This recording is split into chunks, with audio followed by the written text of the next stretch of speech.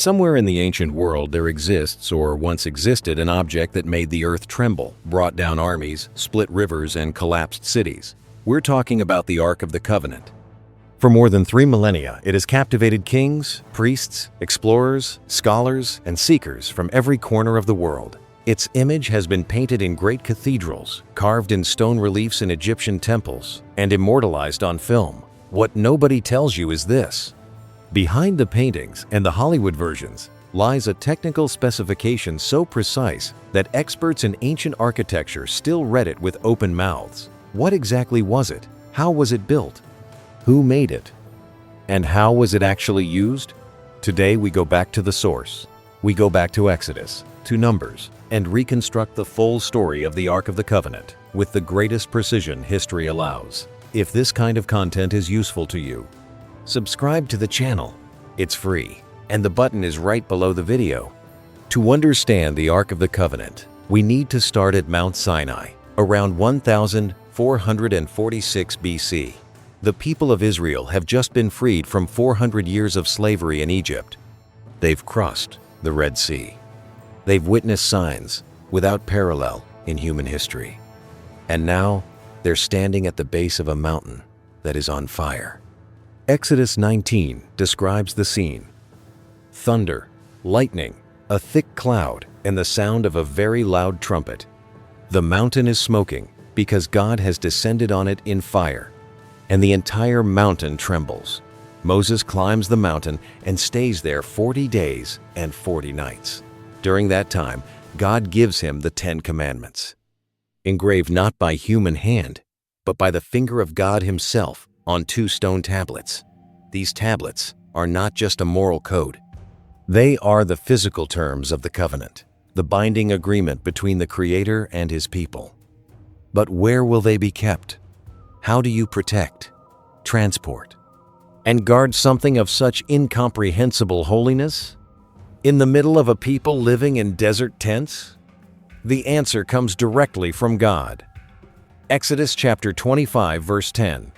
The instructions are specific, detailed, and architecturally precise. God is not requesting a symbolic gesture. He is commissioning a piece of sacred furniture with exact specifications.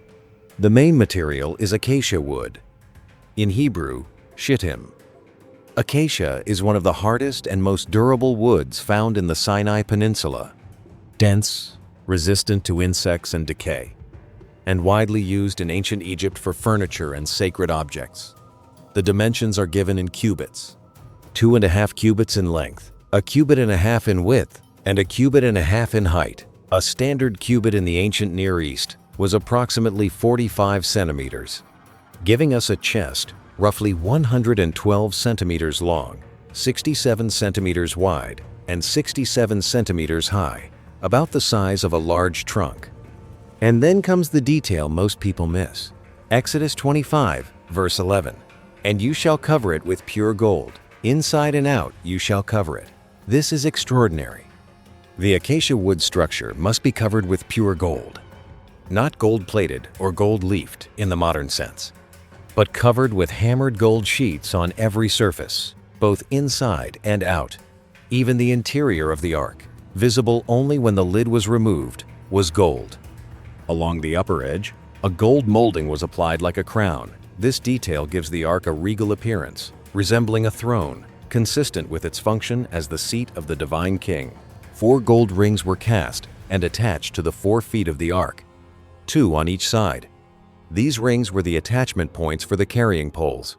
The carrying poles are one of the most important and carefully regulated features of the ark. They were made of acacia wood and covered with gold, just like the ark itself.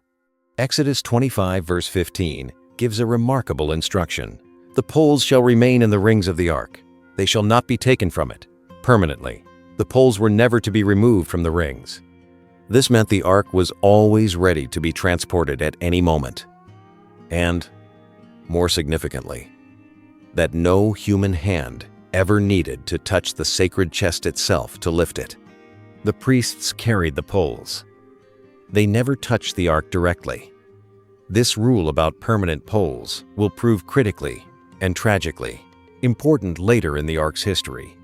Now we come to the most sacred component of the entire ark. The lid.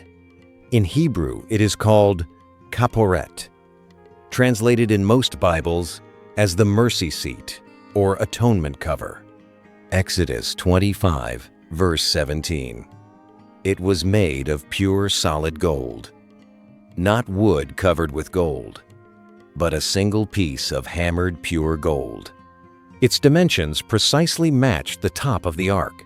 It was the lid of the sacred chest, and on this golden lid stood 2 cherubim, angelic figures also made of gold, one at each end. They faced each other, with their wings spread upward, covering the lid. Their faces looked downward, toward the lid itself. Exodus 25, verse 22 reveals the theological meaning of this design. The space between the wings of the cherubim was God's throne, the most sacred location in all of ancient Israelite theology. The ark served multiple distinct functions in the life of ancient Israel, each one extraordinary in its own way. First and most fundamentally, it served as the container for the covenant documents. Hebrews 9, verse 4 provides the most complete inventory of what was eventually stored inside the ark. The 2 stone tablets of the 10 Commandments, a golden jar containing manna, the miraculous bread that had sustained Israel for 40 years in the desert, and Aaron's staff, the rod that had miraculously budded and flowered as a sign of his divinely ordained high priesthood. These 3 elements formed a physical archive of Israel's fundamental relationship with God. The law governing the covenant, the provision sustaining the people, and the priesthood mediating between God and humanity. The second function was, theologically, the deepest. The ark was the earthly throne of the invisible God. The phrase repeatedly used in the Hebrew text is, "the Lord of hosts, who dwells between the cherubim."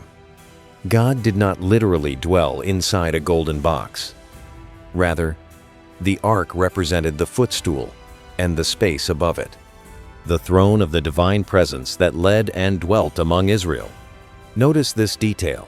That is why approaching the ark casually was not merely disrespectful, it was treating the Almighty as ordinary.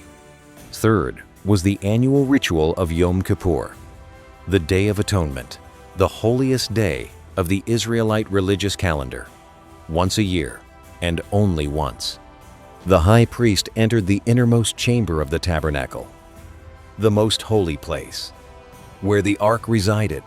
He entered alone, after elaborate ritual preparation, brought the blood of a sacrificed bull and goat, and sprinkled the mercy seat and in front of it 7 times. This act was the annual covering of the sins of the entire nation. Fourth was as the medium through which God communicated with Israel's leadership. Numbers 7, verse 89 records that when Moses entered the tent to speak with God, he heard the voice speaking to him from above the mercy seat that was on the ark of the testimony, from between the 2 cherubim. The ark was not a passive object. It was the communication terminal between heaven and earth. Fifth, and perhaps most dramatic, the ark led Israel into battle. Numbers 10, verse 35. Moses' battle cry every time the ark was lifted. "Arise, O Lord, and let your enemies be scattered, and let those who hate you flee before you." The history of the ark is marked by events so extraordinary, they defy ordinary explanation. Joshua 3. Israel stands on the eastern bank of the Jordan River at its maximum flow, uncrossable. God instructs Joshua. The priests carrying the Ark of the Covenant must step into the river first. The moment their feet touch the water, the river will stop. And so it happens. The water coming from above stops forming a wall, while the water flowing toward the Dead Sea is completely cut off. The priests remain in the middle of the dry riverbed, holding the ark, while the entire nation crosses on dry ground. Only when the last Israelite has crossed do the priests carry the ark out, and the river resumes its flow. Joshua 6. Jericho. A heavily fortified city with walls so thick that houses were built within them. God gives Israel a battle plan with no military sense whatsoever. March around the city once a day for 6 days. 7 priests blow ram's horn trumpets. The ark is carried in the procession. On the 7th day they march 7 times. The priests blow a long blast, the people shout, and the walls collapse. At the center of the entire operation stands the Ark of the Covenant. The walls of Jericho fall outward. A detail confirmed by archaeological excavations at the site of ancient Jericho. 2 Samuel 6, King David decides to bring the Ark to Jerusalem, but a critical mistake is made. The Ark is placed on a new cart pulled by oxen. Instead of being carried on the shoulders of Levitical priests using the designated carrying poles, when the oxen stumble, a man named Uzzah reaches out and grabs the ark to stabilize it, and dies instantly. The text says, God struck him. David is angry and then terrified. This episode illustrates, with brutal clarity, the theological reality the ark embodied. God's holiness is not a concept that can be handled carelessly. Even well-intentioned improvisation around God's things outside the revealed protocols has profound consequences.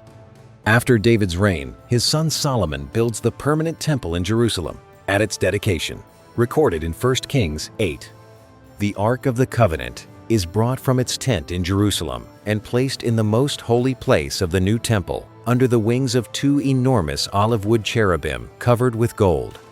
That is the last time the ark is described with certainty as located in a specific and known place, and then it disappears from history. We've traveled today through one of the most extraordinary stories in human history. We began in the fire and thunder of Mount Sinai, where a God who cannot be contained nonetheless chose to descend, to draw near, to dwell tangibly among his people. The Ark of the Covenant was never intended as the final answer. It was always an arrow pointing to something greater. The mercy seat, where blood was sprinkled to cover the people's sins, pointed to a greater atonement. If this video helped you understand the Ark with greater depth, share it with someone. It would mean something too. And if you have questions about the Ark, the Temple, or the broader history of ancient Israel, write them in the comments. We read every one of them. See you in the next one.